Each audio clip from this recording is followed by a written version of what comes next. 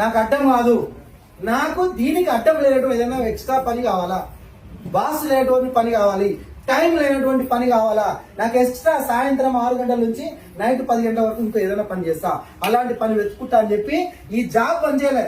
ఇక అర్థం చేసుకోండి, ఈ జాబ్ని పని చేయలే. జాబ్ చేసుకుంటూ సాయంత్రం 6 గంటల నుంచి 10 గంటల వరకు ఏదైనా పని దొరికితే బాగుండు అని చెప్పి వెతికితే ఈ ఫస్ట్ ఇన్కమ్ కాకుండా సెకండ్ ఇన్కమ్ కావాలంటే అది ఒక 2 సంవత్సరాల తర్వాత దొరికింది. ఆ దొరికిన పనే వెస్టీజ్.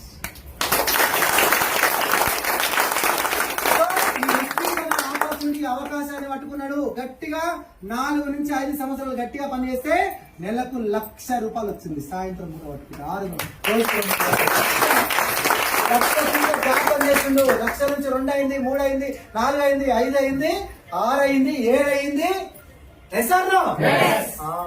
ఇప్పుడు ఆయన ఇన్కమ్ 1,70,00,000.